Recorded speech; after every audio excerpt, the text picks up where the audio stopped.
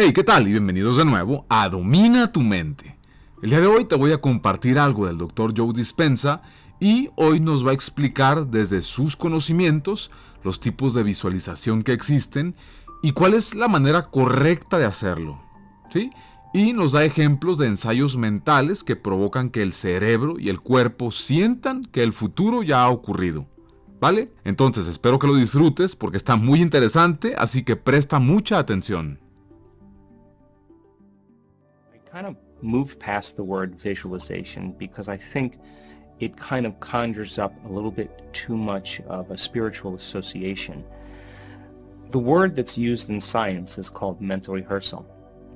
In mental rehearsal, there's two types of mental rehearsal. There's what's called internal mental imaging, which means you're in the scene as the first person experiencing it. And then there's called external mental imaging, which is you're observing yourself in the scene.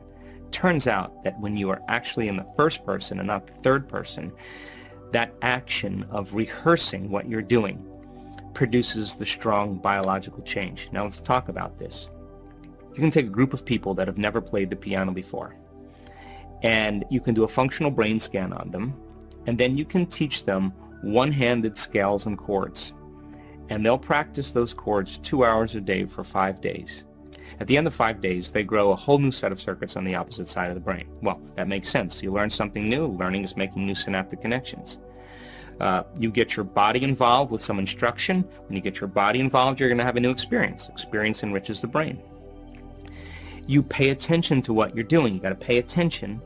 You got to stay present. And if you repeat it over and over again, firing and wiring, you assemble new networks of neurons equal to your experience. Nothing new there.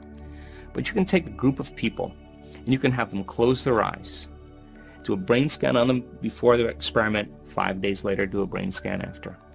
And for 2 hours a day, they mentally rehearse playing those scales and chords. At the end of 5 days, they grow the same amount of circuits in their brain as the people actually physically doing the exercise. So what's the relevance? Number one, when you're truly focused and you're truly paying attention, your brain does not know the difference between what's going on out there and what's going on in here. So the thought becomes the experience, and the brain looks like it's been playing the piano for the last 5 days, but they never lifted a finger. Now, from a biological standpoint, our brains are a record of the past. They're an artifact of everything we've learned and experienced to this moment. When we prime the brain to change its circuitry before the experience, now the brain is no longer a record of the past, it's now a map to the future. And so as we warm up those brain circuits, it's more easy for us to slip into a supernatural behavior.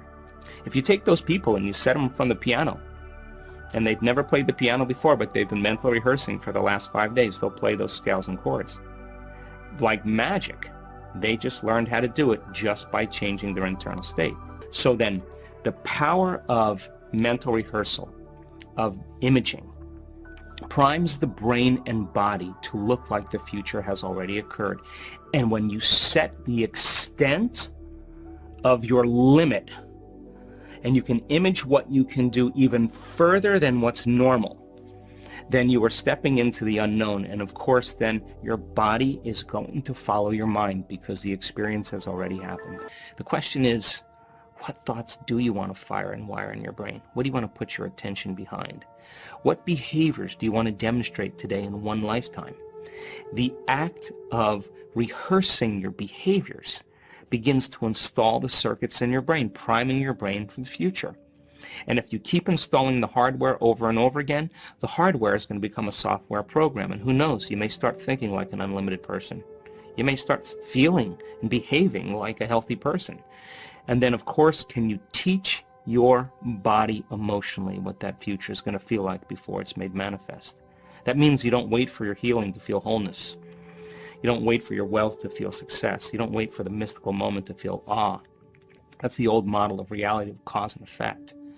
Waiting for something outside of us to change how we feel inside of us. And when we feel better inside of us, we pay attention to whoever caused it. What if it doesn't happen? Then we spend the majority of our life in lack, waiting for it to happen. The quantum model of reality is about cause and effect. The moment we start feeling whole, our healing begins. The moment we're in awe of life, We're going to have a mystical experience. The moment we feel worthy and abundant, our wealth is coming. The moment we feel empowered, we're moving towards our success. The moment we're in love with life, in love with ourselves, our world changes. That's causing an effect. So the model then of change is becoming conscious of our unconscious self. So if 95% of who we are is hardwired and conditioned, you got to start thinking about what you've been thinking about and change it. You got to become aware of how you act and what your habits are. So familiar, so conscious of it, that you would never go unconscious again.